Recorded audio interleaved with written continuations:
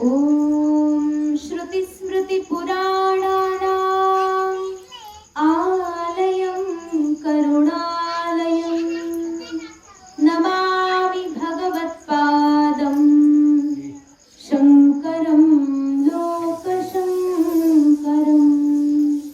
शङ्करं शङ्कराचार्यं केशवं बादरायणं सूत्रभाष्यकृतौ वन्दे भगवन्तौ पुनः पुनः। ईश्वरो गुरुरात्मेति मूर्तिभेदविभागिने व्योमवद्व्याप्तदेहाय दक्षिणामूर्तये नमः। नारायणं समारम्भां शङ्कराचार्यमध्यमाम् अस्मदाचार्यपर्यन्तां वन्दे गुरुपरम्पराम्। नमस्ते शारदे देवी काश्मीरपुरवासिनी त्वामहं प्रार्थये नित्यं विद्यादानं च देहि मे ब्रह्मस्वरूपा परमा ज्योतिरूपा सनातनी सर्वविद्याधिदेवी या तस्यै वाण्यै नमो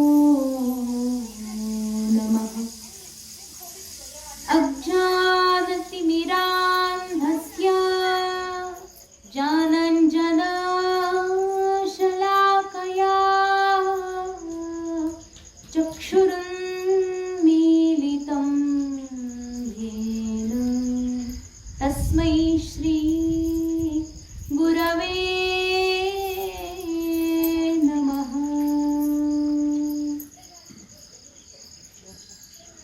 सच्चिदानन्दरूपाय विश्वोत्पत्त्यादिहेतवे तापत्रयविनाशाय श्रीकृष्णाय वयं नुमः। यं प्रव्रजन्तमनुपेतमपेतकृत्यं द्वैपायनो विरहकातर आजुहाव पुत्रेति तन्मयतया सर्वोऽभिनेदुः तं सर्वभूतहृदयं मुनिमानतोऽस्मि।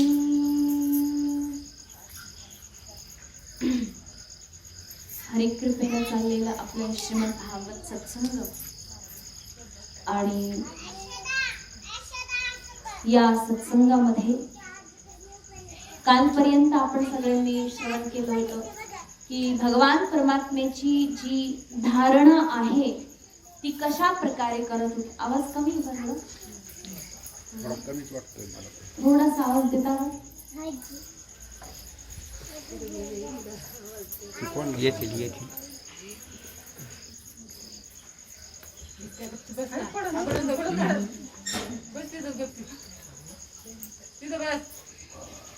बाहेर गेली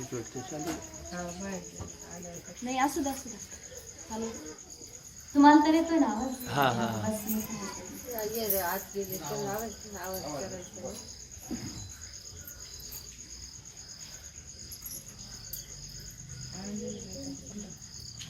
तर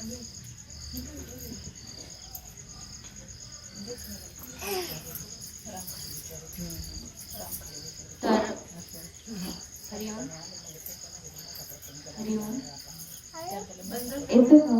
हरिओम हा ठीक, आता ठीक आहे.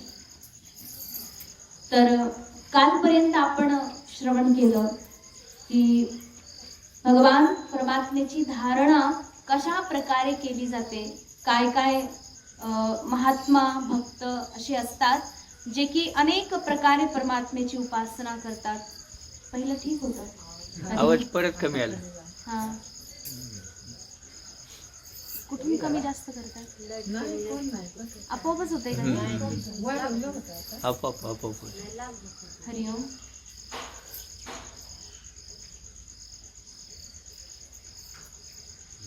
हरिओम. हरिओम. हरिओम. हरिओम. हरिओम. हरिओम. हरिओम. हरिओम. हा, ठीक ठीक असू द्यावर.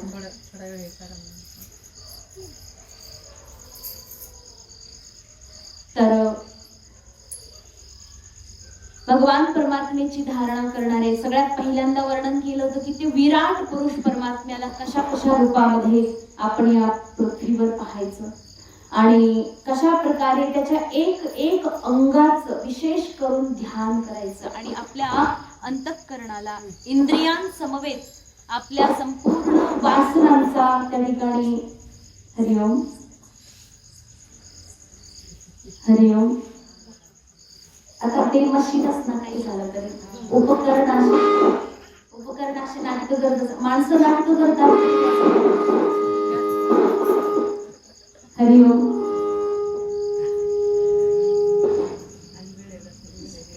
हा, माणसांच्या अंगात येतं ते हे तर मशीन आहे हो. याचं काय आहे? हरिओम. हरिओम. थोडा कमी करा. हरिओम. कमी थोडा. हा, वा वा. हरिओम. थोडा कमी ठेवा. हरिओम. हा, आता ठीक आहे. हा, हा, आता एवढंच नाही. आपोआप कमी जास्त होत आहे ना मशीन मध्ये. बटनामध्ये मशीन मध्येच काहीतरी प्रॉब्लेम आहे.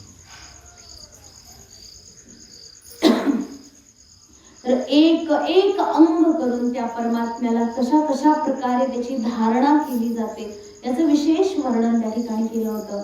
एका एका अंगावर परमात्म्याचे विशेष ध्यान करून लक्ष केंद्रित करून.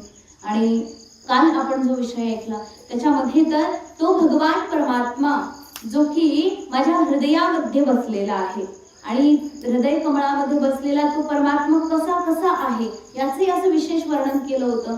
आणि तो इकडे तिकडे कुठेही नाही, या संपूर्ण विश्वभर मी त्याला शोधत बसतोय परंतु तो मला तिथे सहजासहजी मिळणार नाही. म्हणून त्या परमेश्वराला मी माझ्या हृदयामध्ये त्या ठिकाणी अनुभव केला की तो इथेच बसलेला आहे आणि तो कसा आहे याचं वर्णन केलं होतं. तर तो सगुण साकार परब्रह्म परमात्मा जो आहे त्याचं वर्णन करताना अनेक प्रकारे सुंदर सुंदर उदाहरणं उपमा आदी देऊन त्या ठिकाणी श्री शुकदेवजी महाराजांनी राजाला सांगितलं की हे राजन, अशा प्रकारे त्या परमात्म्याचं ध्यान करत करत करत आपल्या संपूर्ण इंद्रियांना त्या ठिकाणी प्राणवायूला स्थिर करून त्या ठिकाणी अपान उदान व्यान आदी सर्व वायूंना एकाग्र करून त्या परमात्म्यामध्ये तल्लीन करून त्या ठिकाणी शरीराचा त्याग केला तर तो जो भक्त आहे त्या परमपदाला परमात्म्याच्या परमपदाला प्राप्त होऊन जातो. नयत्र कालो. आणि बघा असा जो भक्त आहे याच्यासाठी याच्या मुक्ती करता त्याने शरीर सोडलेलं आहे आपल्याकरता तिथी मुहूर्त पाहावा लागतो. माणूस ज्या घटिकामध्ये गेलाय त्यानुसार त्याचं पूर्ण कुंडली निघते बघा, तेव्हा पण निघते की कसा गेलाय त्यावरून ठरेल मुहूर्त कसा होता. मग त्याला काय काय त्या ठिकाणी शांती वगैरे घालावी लागेल का, कुठले दोष लागलेत का, आणि गेल्यानंतर तो कोणत्या म्हणजे नरकाला जाईल, कोणत्या त्याला बाधा त्या ठिकाणी सतवतील, अशा सगळ्या प्रकारच्या त्या ठिकाणी आपण ज्योतिषशास्त्रानुसार काढतो की वेळ कोणती होती, स्थान काय होतं, त्यानुसार ते सगळं निघतं. आणि परंतु त्या ठिकाणी सांगितले की जे भक्त असतात या प्रकारचे परमात्म्याचे जे एकाग्र झालेले भक्त आहेत त्यांच्या करता कोणतीही वेळ अथवा काळ त्या ठिकाणी कोणती जागा त्यांना बाध्य नाहीये की कुठेही शरीर सोडलं अशा लोकांनी कोणत्याही मुहूर्तात शरीर सोडलं. नयत्र कालो निमिषाम परः प्रभू कुतोनु देवा जगताम य ईशिरे नयत्र सत्वम न रजसस्तमश्च. असे जे भक्त आहेत त्यांच्याकरता हे सगळं की अपेक्षित नाही. आणि बघा त्यांनी सर्वत्र परमात्म्याचं दर्शन केलेलं आहे. आपल्याला फक्त काशीमध्येच परमात्मा दिसेल, अकोळनेरमध्ये देव आपल्याला दिसणार नाही. मग आपलाच दोष आहे ना तो, काही झालं तरी परमात्म्याचा दोष का होतात? काशीमध्ये भरलाय आणि अकोळनेरमध्ये रिताय असं होत नाही. सगळीकडे तो बसलेला आहे. अर्थात काय होते, तो आपल्या दृष्टीचा दोष आहे. आपण त्याला इथे पाहू शकत नाही, तर त्याचा काही दोष नाही. तो आहे बरोबर, परंतु तो आपल्याला दिसत नाहीये. परंतु आपल्यासारखे सगळेच नसतात ना. संत महात्मे थोर असतात. त्यांना काशीमध्ये जेवढा परमात्मा दिसतो तेवढाच इथेही दिसतो. तेवढाच जळी स्थळी कुत्र्या मांजरामध्ये सगळीकडे सारख्या प्रमाणात तो भरलेला त्यांना दिसतो. त्याच्यामुळे स्थानाचं त्यांना काही विशेष पाबंदी नाहीये की तुम्ही तिथे शरीर सोडलं काय आणि इथे सोडलं काय, कारण की त्यांच्या करता परमात्मा सगळीकडे निवास करतो. इथेही त्यांच्यासाठी काशीच आहे. पृथ्वीवरचं कोणतंही स्थान त्यांच्याकरता वृंदावन आहे. मग अशा प्रकारे हे संत महात्मे कोणत्याही ठिकाणी शरीर सोडू शकतात. स्थानाचं काहीही बाधा लागत नाही. नंतर वेळेचाही विचार करतात. बघा, त्रैकालिक निरंतर शाश्वत परमात्म्याला त्यांनी ओळखलेलं आहे. त्रैकालिक, पूर्वीही तो होता, आताही तो आहे आणि शाश्वत तोच एकमात्र परमात्मा राहणार आहे. ह्याही शाश्वत आहे. मग अशा शाश्वत परमात्मा जो कालातीत आहे, काळाच्या अतीत आहे, भूत भविष्य वर्तमान या सगळ्या काळाच्या तो अतीत असलेला परमात्मा, त्याला ओळखल्यानंतर हा जो भक्त आहे तोही कालातीत होऊन जातो. त्याच्याकरता ही काळ वेळ जी आहे ती कोणत्याही प्रकारचे बाधा दोष लागत नाही. मग असा जो भक्त आहे त्याच्या ठिकाणी बघा खूप सुंदर सांगितलं होतं भागवतामध्ये सांगितलं, नयत्र सत्वम न रजस्तमश्च. त्याच्यामध्ये सात्विक वृत्ती सुद्धा उरत नाही. एक तर सात्विक वृत्तीमध्येच भजन होतं देवाचं. सात्विक वृत्ती असेल तेव्हाच कुठेतरी आपल्याला चांगले चांगले कामं सुचतात. परंतु इथे सांगितलंय की त्याच्याकडे सात्विक वृत्ती सुद्धा उरलेली नाही. मग सात्विकच नाही म्हटलं राजसिक तामसिकचं स्थानच कुठे असणार आहे? जसं दंडभूषक न्याय म्हणतात ना. समजा तुम्ही तीर्थयात्रेला निघाले आणि तीर्थयात्रेला निघाल्यानंतर एक काठी होती तुमच्याकडे आणि बस त्या काठीच्या बाजूला एक अशी छोटीशी छिद्र असतं बघा काठीला, जुन्या काळच्या लोकांकडे असेल ते. तर त्याच्यामध्ये ते काय करायचे, भाकरीचं फडकं जे असतं, भाकरी ज्याला बांधतात, तर ती त्याच्यामध्येही बांधायचे काठीमध्ये आणि मग ती काठी घेऊन चालायचे. तर मग एकदा असं झालं की एका ठिकाणी तुम्ही एका घरी मुक्काम केला, वारकरी होते, मुक्काम केला म्हणे उद्या पंढरपूरच्या रस्त्याला जायचं म्हणे ठीक आहे. मग ती काठी त्यांनी काय केली, घराच्या कुठल्या एका कोपऱ्यामध्ये ठेवून दिली आणि मग उद्या सकाळीच त्या काठीची गरज पडेल. भाकरीची तर गरज नाही, कारण की चांगला गृहस्थ भेटला होता, त्याने खाऊ पिऊ चांगलं घातलं होतं. मग अशा प्रकारे त्या ठिकाणी झोपले, त्या ठिकाणी तुम्ही आराम केला, सगळं काही झालं आणि मग दुसऱ्या दिवशी तुम्ही म्हटले की माझी काठी आणा. त्या माणसाने काठी आणून दिली आणि तुम्ही म्हटले की याला भाकरीचं फडकं बांधून टाकलं होतं ते फडकं. तो माणूस काय म्हटला, अहो तुमच्या त्या काठीला बांधलेलं भाकरीचं फडकं त्या उंदराने काय केलं, फडक्याचे बारीक बारीक बारीक तुकडे करून पूर्ण त्याला नष्ट करून टाकलं. तो काय म्हटला, भाकरीच्या फडक्याला तुकडे करून नष्ट केलं. मग तुम्ही म्हणणार का, बरं भाकरीचं फडकं नष्ट केलं ठीक आहे, पण भाकर तर आणा असं म्हणतात का बरं? त्याचं कारण असं आहे की भाकरीचं फडकं उरलं नाही तर भाकर कुठून राहणार आहे. याचा अर्थ आपल्याला मनाने ग्रहण करायचा आहे. त्या ठिकाणी जर भाकरीचं फडकच राहिलेलं नाही तर तो उंदीर भाकर कशी काय ठेवू शकेल, याचा अर्थ त्याच्यामध्ये असं ग्रहण करायचं आहे. बघा इथे उदाहरण हे असं आहे की ज्या व्यक्तीच्या अंतःकरणामध्ये सात्विक वृत्ती, सात्विक गुणच उरलेले नाहीत तर राजसिक तामसिकचं स्थान कुठे असणार आहे? सात्विकच नाही तर राजसिक, जाऊ दे काय हरकत नाही. ते तुम्हाला ऐकायला येतंय ना? हा, बोलायला लागल्यानंतर आवाज आपोआपच मोठा होतो, काही हरकत नाही. हा, ते पण कधी कधी नाटकं करता ना, हा की नाही? दररोज सत्संग तुम्ही ऐकताय, एखाद दिवशी तुम्ही खडा करता की नाही? हा, मग ते दररोज सत्संग सांगायचं काम करते, म्हणजे तुमच्यापर्यंत पोहोचवायचं काम करते. एखाद दिवशी त्यांनी नाटक केलं तर काय फरक पडतोय? तर सात्विक वृत्ती आपला विषय चालला होता. सात्विक वृत्तीच त्याच्यामध्ये राहिलेली नाही तर राजसिक आणि तामसिक कुठून राहणार, ते काय विचारायचा प्रश्न आहे का? याचा अर्थ गुणातीत झाला असतो तो भक्त. कालातीत गुणातीत असलेल्या त्या परमात्म्याचा तो एकनिष्ठ भक्त तो काय करतो, अशा अवस्थेमध्ये शरीर त्याग करतो तर त्या ठिकाणी परमपदाला प्राप्त होतो आणि त्या परमपदालाच वैष्णवांनी सर्वोत्कृष्ट पद असं म्हटलेलं आहे. बघा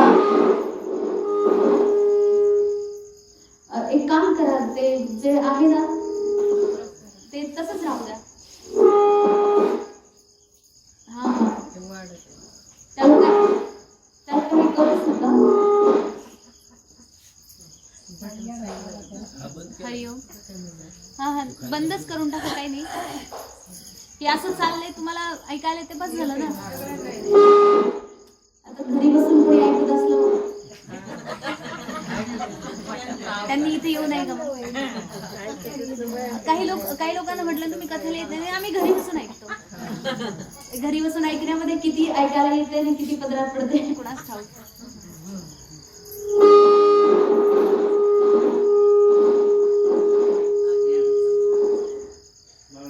हरिओम हरिओम हरिओम. हा ठीक.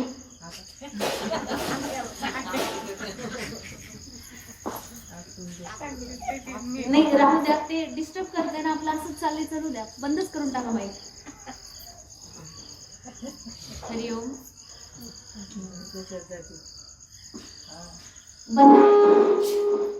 बंदच राहू द्या ते मशीन. त्याचं नंतर करू आपण काय करायचं. हरिओम. नाही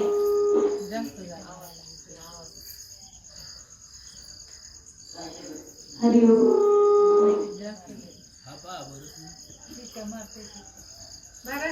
दुसरा लावा बरं.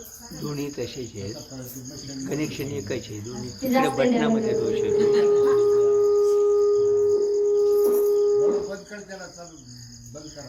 हा ते बंद करा. हरिओम हरिओम. हा एवढा आवाज तर आपला नेहमीच आहे. काय चाललं होतं आपलं? प्रवचन. हा. अच्छा हा. तर असा जो भक्त आहे तो परमपदाला प्राप्त होणे. वैष्णवांनी परमपदम वैष्णवम आनंती तत् यन्नेति नेति. आणि बघा यालाच त्या ठिकाणी वेदानं सुद्धा नेति नेति म्हणून शांत बसलेले. ज्या ठिकाणी वेदही याच्या पुढे त्या स्थितीचं वर्णन करू शकत नाही, याच्या पुढे न. अशा प्रकारे तो परब्रह्म परमात्मा हृदयामध्ये आनंदपूर्वक स्थापित करून निरंतर अहरह त्याचं चिंतन करून त्या भक्तानं त्याच अवस्थेमध्ये शरीराचा त्याग केला तर तो परमपदाला प्राप्त होतो. ही सद्य मुक्ती आहे. त्याच्याकरता कोणत्याही प्रकारची परत जन्म घेणं वगैरे ह्या सगळ्या गोष्टीची उरलेलंच राहतच नाही तिथे. अशा प्रकारे यानंतर सद्य मुक्तीचं आणखी एक वर्णन करताना या ठिकाणी सांगतात. काय म्हणले? इत्थं मुनिस्तु परमेत व्यवस्थितो विज्ञान दृग्वीर्य सुरंधिताशयः स्वपार्ष्णिदापीड्य गुदं ततो नीलं स्थानेषु षट्सु नमये जितक्लमः. असे जितक्लम ते संत महात्मे, ते योगी जन कसे इत्थं मुनिस्तु परमेत व्यवस्थितो. तू शब्द वापरलेला आहे. तू अर्थात बघा ज्यांच्या हृदयामध्ये थोडीशी वासना अजून शिल्लक आहे असा नाही. ज्याच्या हृदयामध्ये वासनेचं जे बीज आहे ते पूर्णपणे जळून गेलेलं आहे. बघा तुम्ही शेती करताना शेतामध्ये जे बी पेरता ते कसं असतं बरं? बी पेरलेलं चांगल्या प्रतीचं पाहिजे, किंवा तुम्ही म्हणता त्याला थोडं शिजवून घेऊ आणि मग त्याला टाकू, नाही ना? शिजवलेलं बी उगतं का? नाही ना. अर्थात काय होतं, जे बी उगवायला पाहिजे असतं त्याला शिजून जाळून चालत नाही. त्याला उगवण्याकरता व्यवस्थित असं सुरक्षित करून त्याला पेरलं जातं. म्हणजे शेतीचं ज्ञान थोडं थोडं आम्हाला पण आहे, हो की नाही? हा, हे शास्त्र सांगतं बरं का. म्हणतात की हे जे बीज आहे ते बीज जर जळालं असेल, शिजलं असेल तर उगवत नाही. तसंच वासनेचं जे बीज आहे त्याला आपण फार जपून ठेवतो, फार सुरक्षित ठेवतो आणि पेरतो, जेणेकरून आपल्याला पुढचा जन्म उगवतो, असं हे शास्त्र सांगतंय. मग ह्या वासनेच्या बीजाला काय करायचं? दग्ध, जाळून टाकायचं, शिजवायचं, तोडून फोडून टाकायचं, जेणेकरून काय होतं, हे परत उगवत नाही.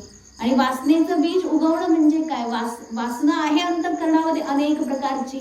मला हे पाहिजे होतं, मला ते पाहिजे होतं, आणि हे पाहिजे पाहिजे म्हटलं की आपण जेवढ्या वेळा पाहिजे म्हणतो तेवढ्या वेळा पुढे जन्माची लिस्ट आपली लगेच लागते की हा, ह्या जन्मात तुझ्या प्रारब्धात ते काही तुला मिळणं शक्य नाही, म्हणून काय करायचं, ठीक आहे या जन्मात नाही तर पुढच्या जन्मात घे ना. मग असं करून करून त्या व्यक्तीला अनेक सहस्त्र जन्म त्या ठिकाणी घ्यावे लागतात.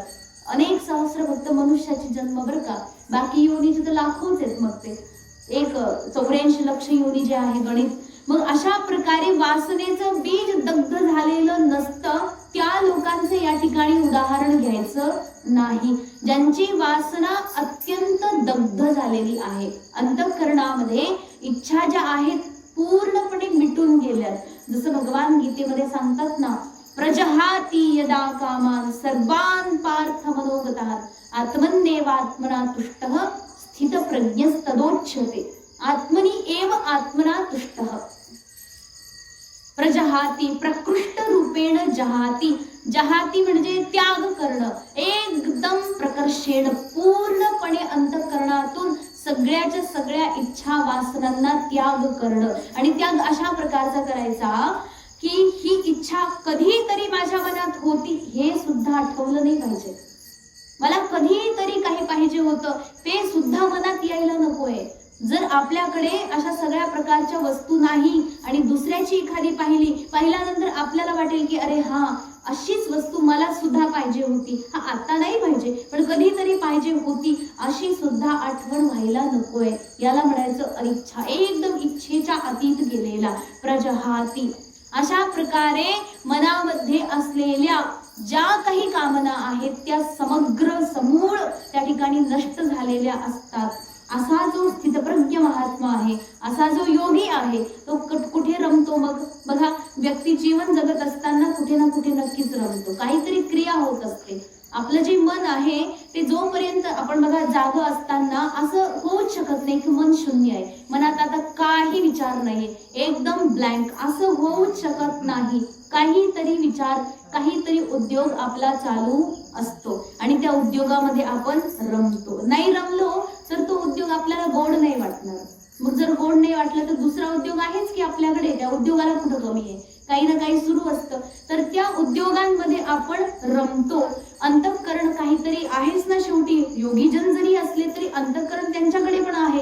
मग ते जे अंतःकरण आहे ते कुठे रमतं? बघा, आपला हा प्रश्न आहे. कारण की जोपर्यंत जीवन आहे, मरण्याच्या पूर्वी त्यांना समजा आत्मसाक्षात्कार झालेला आहे, बोध झालेला आहे, वासना सगळ्या नष्ट झालेल्या आहेत.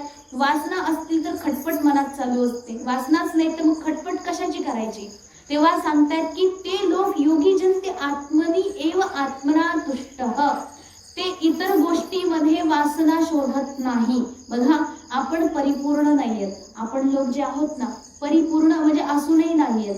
आत्मस्वरूप तर परिपूर्ण आहे, परंतु आपण त्याच्यामध्ये तल्लीन नसल्या कारणाने परिपूर्ण नाही. आपल्याला आपल्या इच्छा, आपल्या गरजा, आपल्या ज्या तृष्णा आहेत त्यांना पूर्ण करण्याकरता इतर गोष्टीची, इतर व्यक्तीचं अवलंबन घ्यावं लागतं. मला हे पाहिजे आहे तर मला हा देईल, मला जेवण पाहिजे असेल तर मला जेवणातून सुख मिळेल, मला या वस्तूतून सुख मिळेल, मला या व्यक्तीकडून सुख मिळेल, अमुक अमुक गोष्टीकडून सुख मिळेल. या सगळ्या प्रकारच्या ज्या कल्पना आहेत या सगळ्या वासनांना आपल्या पूर्ण करतात. याचा अर्थ या गोष्टीतून मला आनंद मिळतो, याच्यातून आनंद मिळतो, याचा अर्थ आपला आनंद दुसऱ्या वस्तूवर अथवा व्यक्तीवर अवलंबून आहे. त्याने जर आनंद दिला नाही तर आपल्याला आनंद मिळू शकत नाही. अर्थात आपण आनंद जो आहे इतरांवर अवलंबून ठेवतो आणि संत महात्मे आनंद जो आहे त्यांच्याकरता इतर कुठल्याही गोष्टीवर, वस्तूवर, व्यक्तीवर अवलंबून त्यांचा आनंद नाही. त्यांचा जो आनंद आहे आत्मनी एव आत्मना तुष्टः. बघा, लक्ष द्या वर्ग, फार महत्वाची गोष्ट आहे. आत्मनी एव, आत्मनी म्हणजे मी स्वतः, मी स्वतःच स्वतःमध्ये रमतो आणि स्वतःमध्ये रमूनच मी तिथेच संतुष्ट आहे. मला आनंद देण्याकरता, माझ्या करमणुकी करता किंवा मला संतोष मिळावा, आनंद मिळावा, संतुष्टी मिळावी याच्याकरता मला दुसऱ्या जगातल्या कोणत्याही वस्तूची आवश्यकता नाही. असा जो व्यक्ती आहे तो स्थितप्रज्ञ आहे. आत्मनि एव आत्मना तुष्टः. मग असाच जो योगी आहे तो इतरत्र कुठेही भटकत नाही. तो स्वतःमध्येच आनंद शोधून विज्ञान म्हटलेलं आहे. विज्ञान दृक् वीर्य सुरंधिताशय. विज्ञान अर्थात विशेष रूपाचं ज्ञान. विशेष ज्ञान म्हणजे काय? विशेष बघा, विशेष ज्ञान अनेक प्रकारचं असू शकते. हे विशेष ज्ञान, ते विशेष ज्ञान. परंतु जे ज्ञान शास्त्रीय आहे, जे ज्ञान शास्त्राने सांगितलेलं आहे तेच खरं विशेष ज्ञान आहे, तेच खरं विज्ञान आहे. तर या विज्ञायते अनेन इति विज्ञानम शास्त्रम. तो शास्त्रालाच त्या ठिकाणी विज्ञान म्हटलेलं आहे. विशेष रूपाचं ज्ञान जो प्रदान करतो तोही विज्ञान आहे. आणि या विज्ञानामध्ये जो रमतो तो योगी आहे. तर जो शास्त्र आहे, मग तुम्ही म्हणाल शास्त्र काय आहे? समजा ठीक आहे, विज्ञान सांगतं ते शास्त्र, पण शास्त्र काय आहे? तर शास्त्राच्या व्युत्पत्तीमध्ये सांगितलेले आहे की शासनात शास्त्रम अथवा शंसनात शास्त्रम, या दोन गोष्टी आहेत बघा, शासनात आणि शंसनात. तर दोन्ही गोष्टीमध्ये फरक फक्त एवढा आहे, फार जास्त नाही, परंतु थोडा फरक निश्चित आहे. काय? शासनात शास्त्रम म्हणजे आपलं अंतःकरण आता सध्या मलिन आहे, अंतःकरणामध्ये दोष आहेत. तर त्या दोषांना घालवण्याकरता, अंतःकरण शुद्धी करण्याकरता ज्या नियमाला, ज्या विधीला, ज्या नियमाला, ज्या निषेधाला शास्त्राने वर्णन केलेलं आहे त्याला म्हणायचं शास्त्र. म्हणजे आपले जे दोष आहेत ते घालवण्याकरता, अंतःकरण शुद्धी करण्याकरता सांगितल्या गेलेल्या नियमांना त्या ठिकाणी शास्त्र म्हणतं. हेच शास्त्र सांगतंय. आणि दुसरं त्या ठिकाणी शंसनात शास्त्र म्हणजे आपलं अंतःकरण आता शुद्ध झालेलं आहे. पूर्वी शास्त्राने जे नियम सांगितले ते नियम ऐकून ऐकून त्याचं पालन करून करून आज अंतःकरण शुद्ध झालेलं आहे. तर त्या शुद्ध अंतःकरणामध्ये आत्मस्वरूपाचा बोध कसा घ्यायचा, ते आत्मस्वरूपाचं जे गुह्य ज्ञान आहे ते शास्त्र सांगतं, त्यालाही शास्त्र म्हणतात. मग अशा प्रकारे अंतःकरण शुद्ध करण्यापासून तर त्या अंतःकरणामध्ये स्थित असलेल्या परमात्म्याचा बोध घेण्यापर्यंत या संपूर्ण ज्ञानाला त्या ठिकाणी दिलं जातं. आणि हेच खरं विशेष ज्ञान आहे, हेच विज्ञान आहे. आत्मस्वरूपाचं ज्ञानही विज्ञान आहे. अशा प्रकारे विधी आणि निषेध यांना सांगितलं जातं. अंतःकरण शुद्धी करायची आहे, तिथून सुरुवात आहे. मग अशा प्रकारे हे संत महात्मे कुठे रमतात बरं? बघा, सुरुवातीपासून आज ते योगी आहेत, अंतःकरण त्यांचं शुद्ध आहे. त्याचं कारण काय आहे? कारण की त्यांनी याच्या आधी त्या शास्त्राने सांगितलेल्या नियमांचं पालन केलेलं आहे. त्या नियमांचं पालन केले अर्थात वेदाची आज्ञा त्यांनी पाळली असल्यामुळे आज अंतःकरण शुद्ध आहे.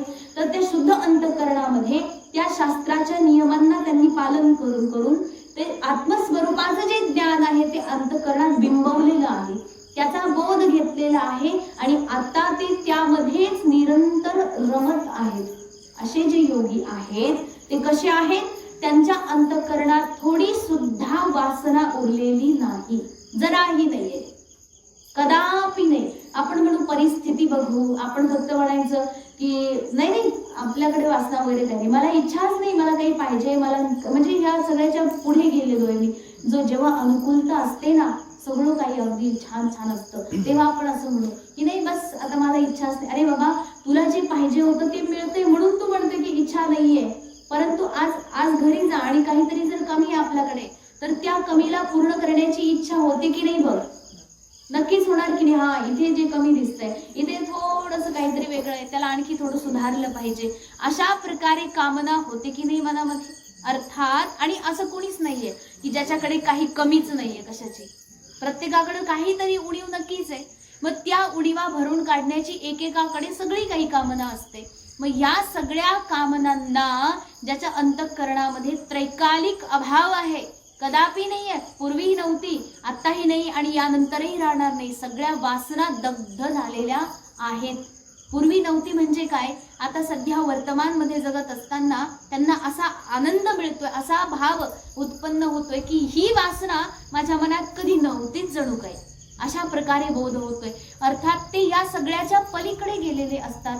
असे जे मुनी आहेत त्यांना मुनी म्हटलेलं आहे. निरंतर मनन करतात म्हणून हे मुनी, ते उपरम सगळ्याचा त्याग करून ह्याच्या वरती उठलेले असतात. असे व्यवस्थित रूपाने अज्ञान दृक् वीर्य सुरंधिताशय आणि त्यांना शेवटी आत्मबळ एवढं दृढ मिळतं की या वासनांचे मोठे मोठे वादळ जरी आले तरी ते हलत नाही.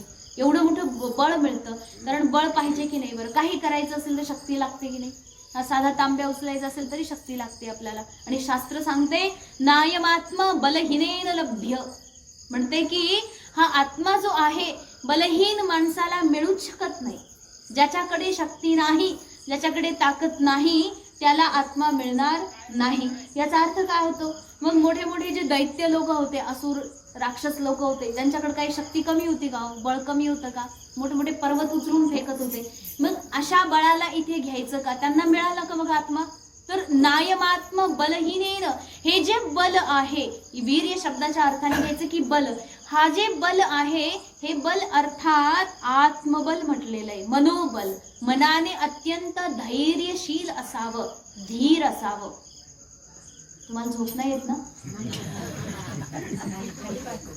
नाही म्हणजे सगळ्यांना सामूहिक विचारलं. कारण काय होतं, एक तर माईक गेलाय आणि परत तुम्ही हा विषय थोडासा जटिल आहे. पण काय खरं सांगायचं म्हणजे हा दुसरा स्कंद जो आहे ना, याच्यामध्ये गप्पा गोष्टी अजिबात नाहीयेत. पहिल्या स्कंदामध्ये खूप होतं, त्याच्यामध्येही आपण आनंद घेतला. हा दुसरा स्कंद जो आहे पहिल्यापासून तर 10व्या अध्यायापर्यंत प्रत्येक ठिकाणी आत्मस्वरूपाचं चिंतन केलेलं आहे. आणि मग शेवटी असंही खाल्लं पाहिजे ना, रोजच तो साधा घास खाऊन का उपयोग? थोडा वेगळा पाहिजे की नाही एखाद दिवशी? त्याच्यासाठी मग हे पण पाहिजे थोडं, आणि याची सवय पाहिजे बरं का. लोक काय म्हणतात, आम्हाला ना ते स्वामीजींचे प्रवचन काही कळतच नाही म्हणून आम्ही बसतच नाही, असं म्हणतात उघड उघड. आम्हाला तुम्ही का बसत नाही पाठाला? नाही, आम्हाला काही कळतच नाही. आपण तुम्ही बसले नाही तर कळेल तरी कसं? कधी बसलेच नाही आणि वरून म्हणता आम्हाला कळतच नाही. कधी बसून बघितलं, 2-4 दिवस, 10 दिवस, महिनाभर नाही कळणार, परंतु एक दिवस नक्की कळेल ते प्रवचन काय आहे. फक्त ध्यान देऊन ऐकलं पाहिजे.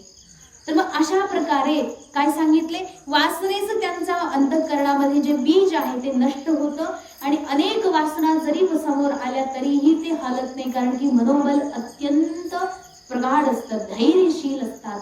वीर्य सुरंधिताशय स्वपार्ष्णिना पीड्य गुदम ततोदिदम. आणि ते काय करतात, मग कशा प्रकारे शरीर त्याग करतात, तर त्याचं वर्णन केलंय की ते आसन लावून बसतात. कसं आसन लावतात, तर सांगितले की स्थानेषु षट्सु नमयेत जितक्लमः.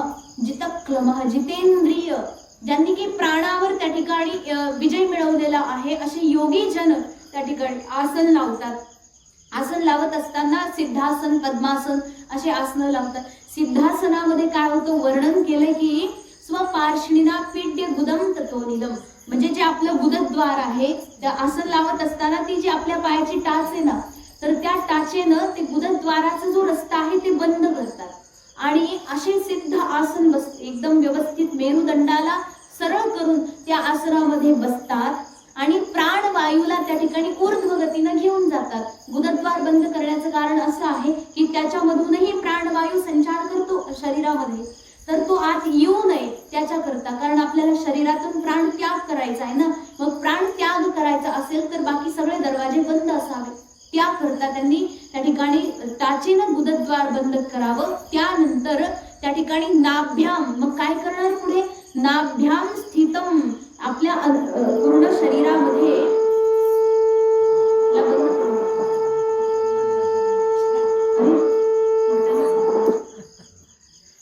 तर जे षटचक्र आहेत, 6 चक्र जे आहेत शरीरामध्ये, बघा जेव्हा योग साधना असते ना त्याच्यामध्ये याचं वर्णन करतात. तर षटचक्राचं इथे वर्णन आहे. भागवत, श्रीमद भागवत हे गप्पा गोष्टी किंवा कथा भाग आहे असं नाहीये.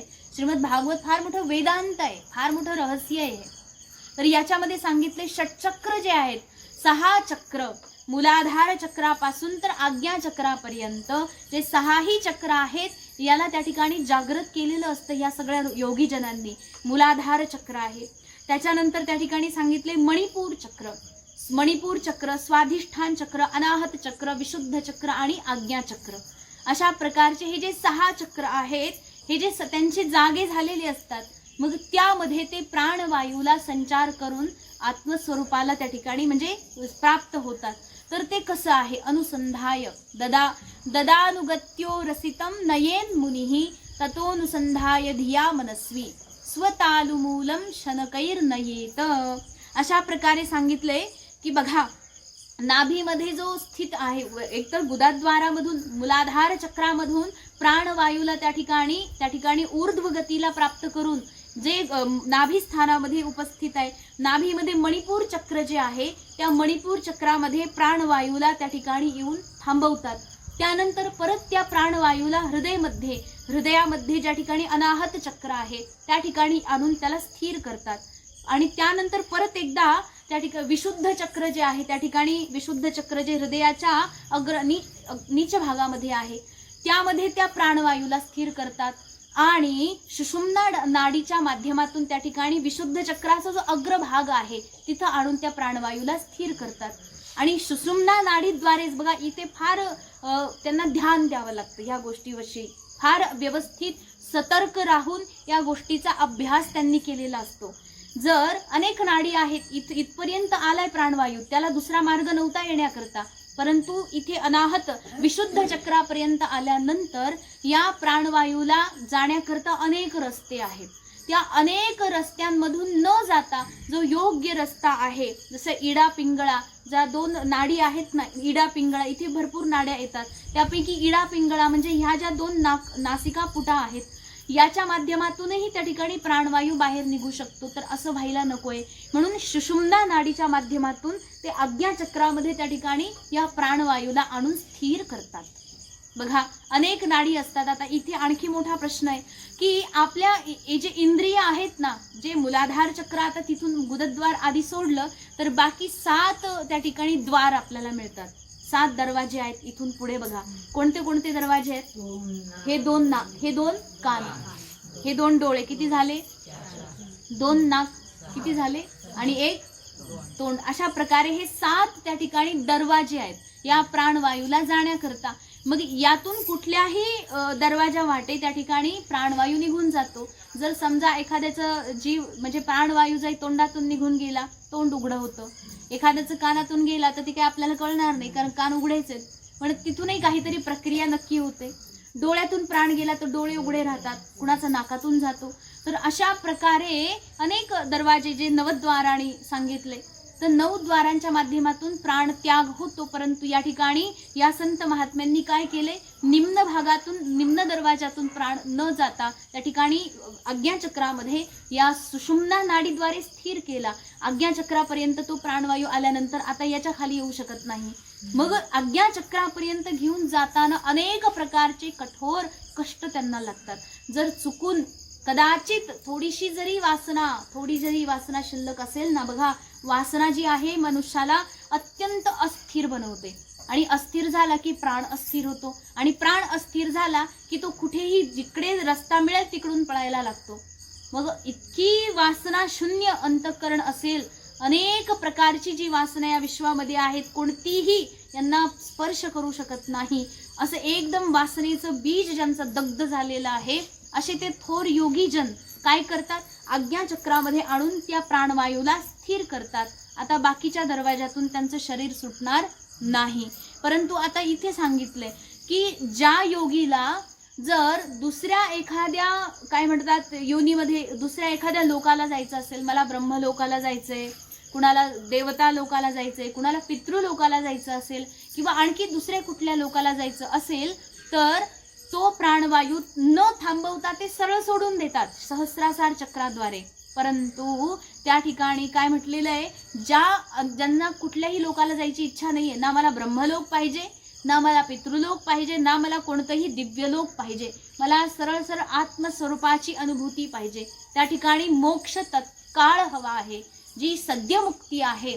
या सद्यमुक्तीचे जे अधिकारी संत महात्मे आहेत ते त्या प्राणवायूला काही काळापुरतं या आज्ञाचक्रामध्ये आणून स्थिर करतात. आणि स्थिर केल्यानंतर पुढे काय करतात त्याचं वर्णन केलंय. स्थित्वा मुहूर्तार्ध मकुंठ दृष्टी निर्भिद्य मूर्धन विसृजेत परम गतः यदि प्रयास्यन नृपपारमेष्ठ्यम वैहाय सानामुतयद विहारम. अशा प्रकारे हे जे योगेश्वर लोक आहेत मग ते त्या आज्ञाचक्रामध्ये त्या प्राणवायूला स्थिर करतात आणि एक अंतःकरणामध्ये निरंतर परमेश्वराचं ध्यान करत ते योगी जन त्या प्राणवायूला सहस्रासार चक्राच्या माध्यमातून त्या ठिकाणी ऊर्ध्वगतीला सोडून देतात. मग आता या ठिकाणी असा प्रश्न आहे, जे योगीजन आहेत ज्यांना दुसरं कोणती शरीर नकोय, सिद्धीच्या माध्यमातून समजा एखाद्याला आकाशात उडायचंय, एखाद्याला पूर्ण भ्रमण करायचंय, मग ते काय करतील, इंद्रिय जे आहेत ना आपले पंच ज्ञानेंद्रिय, पंचकर्मेंद्रिय आणि मन अंतःकरण जे आहे, याला त्या ठिकाणी सोबत घेऊन जातात ते योगीजन. आणि ज्यांना त्या ठिकाणी कोणती सिद्धी वगैरे वापरून काही करायचं नाहीये, सरळ सरळ आत्मस्वरूपामध्ये, बोधामध्ये, परब्रह्मामध्ये स्थिर व्हायचे, असे ते संत योगीजन ते इंद्रियांना सुद्धा सोबत घेऊन जात नाही. शरीर तर तसंही सगळे सोडतात, शरीरासोबत सोबत त्या इंद्रियांनाही ते इथेच त्याग करून जातात, अंतःकरणालाही इथेच त्याग करून जातात. केवळ त्या उदान वायूच्या माध्यमातून त्या ठिकाणी त्या प्राणवायूला आत्मस्वरूपामध्ये या ब्रह्मरंध्रामधून, ब्रह्मरंध्र म्हणजे हा जो माथा आहे ना, काय म्हणतात त्याला, माथा, याच्यामधून त्या ठिकाणी ते संत महात्मे सहस्रासार जे आहे तिथून ब्रह्मरंध्रातून त्या प्राणवायूला ऊर्ध्वगतीला सोडून देतात. असे जे थोर संत महात्मे आहेत ते योगीजन हे कसे आहेत, सद्य मुक्तीचे अधिकारी. सद्य मुक्ती अर्थात तात्काळ मोक्ष. एकतर ते अगोदर जीवित असताना जीवनमुक्त असतात, परंतु आता ते विदेह मुक्त होऊन जातात, या देहापासूनही मुक्त, सगळीकडून मुक्त होऊन केवळ ते आत्मस्वरूपामध्ये लीन होऊन जातात. त्यांचं काही उरत नाही. मग अगदी जसं कापूर असतो ना, कापूर जळाल्यानंतर काय उरतं बरं, कापूर पूर्णपणे जळून गेला, ना आग शिल्लक राहते ना राख शिल्लक राहते, काहीही उरत नाही. त्याच प्रकारे ते योगी उरतात, काही शिल्लकच राहत नाही, त्यांचं पूर्णपणे कापरासारखे जळून जातात, अर्थात काहीही उरत नाही. ते परब्रह्मामध्ये एक रूप होऊन जातात. आपण म्हणू ना, कुठं गेला उडून हा कापूर, कुठं गेला काही सांगता येतो का, कळतं का त्याचं काहीही. त्याच प्रकारे हे योगीजन असतात, संत महापुरुष असतात, जे की अशा प्रकारे शरीर त्याग करतात आणि याला म्हणतात सद्यमुक्ती. परंतु असे काही असतात बरं का, ज्यांना काहीतरी लोकामध्ये जायचंय, दुसऱ्या लोकाला जायचंय आणि तत्काळ मोक्ष नको आहे त्यांना, मग त्यांची जी मुक्ती आहे ती क्रममुक्ती म्हटली जाते. त्यांना मुक्ती मिळतेच, मोक्ष मिळतोच, परंतु ती क्रममुक्ती असते. जसं सांगितलंय की एखादा महात्मा आहेत आणि काय झालं, त्यांनी आयुष्यभर खूप साधना केली, परम तपस्वी होते आणि साधना करत करत करत आत्मस्वरूपाचं ज्ञानही त्यांना झालं होतं, परंतु झालं काय, शरीर सोडायचं होतं. शरीर सोडण्यापूर्वीचे क्षणभर काय, तर शरीर सोडण्यापूर्वी त्या ठिकाणी त्यांना आत्मस्वरूपाचं ज्ञान झालं, अर्थात परत जन्म न घेण्याची जी स्थिती असते ती त्यांना मिळाली, अर्थात जन्ममुक्ती त्या ठिकाणी त्यांना मिळाली. परंतु तो मोक्ष मिळाला त्याच्या आधीच त्यांचा प्रारब्ध लिहिला गेला होता, विधात्यानं त्यांचा प्रारब्ध लिहून टाकला होता. मग तो प्रारब्ध तर लिहिला गेलेला आहे आणि हे तर मोक्ष मिळालेला आहे यांना, मग आता यांची काय स्थिती होईल. तेव्हा असे जे आहेत ते त्या ठिकाणी काय बनतात, ब्रह्मा जो आहे ना, विधाता ब्रह्मदेव, त्या ब्रह्मदेवाच्या पदवीवर हे महात्मे जाऊन बसतात. आणि आता समजा मग असे कितीतरी ब्रह्मदेव होतील ना, सृष्टी अनंत आहे, त्या अनंत सृष्टीमध्ये परमात्म्याच्या आणि अनंत ब्रह्मा पण आहेत. मग त्या ब्रह्मदेवाच्या पदवीवर यांना जाऊन बसवलं जातं. किंवा जर ब्रह्मदेवाची पदवी रिक्त नाहीये तर ब्रह्मदेवाचं जे लोक आहे त्या लोकाला त्यांना पाठवलं जातं. मग ब्रह्मलोकामध्ये जोपर्यंत ब्रह्मदेवाची आयु आहे तोपर्यंत ते ब्रह्मलोकाला राहतात आणि शेवटी ते मुक्त होऊन जातात. ब्रह्मा जेव्हा मुक्त होईल तेव्हा ब्रह्मासोबत सोबत पूर्ण ब्रह्मलोक त्या ठिकाणी मुक्त होऊन जातं. अशा प्रकारे ही आहे क्रममुक्ती. याच्या आधी जे सांगितलं ती सगळी सद्यमुक्ती, तत्काळ मोक्ष, त्यांना परत काहीही दुसऱ्या लोकाला तिसऱ्या लोकाला जायचं नाही. तर हा जो क्रममोक्ष आहे, क्रममुक्ती आहे, याचं सुद्धा फार विशेष वर्णन केलेलं आहे. मग या विशेष वर्णनाचं जे काही भाग आहे तो आपण त्या ठिकाणी पुढच्या सत्संगामध्ये पाहूयात. अशा प्रकारे आजची झालेली सेवा परमात्म्याच्या चरणावर त्या ठिकाणी समर्पित करून वाणीला विराम देऊ. ओम पूर्णमदः पूर्णमिदं पूर्णात् पूर्णमुदच्यते पूर्णस्य पूर्णमादाय पूर्णमेवावशिष्यते. ओम शांती शांती शांती. आज गावामध्ये कीर्तन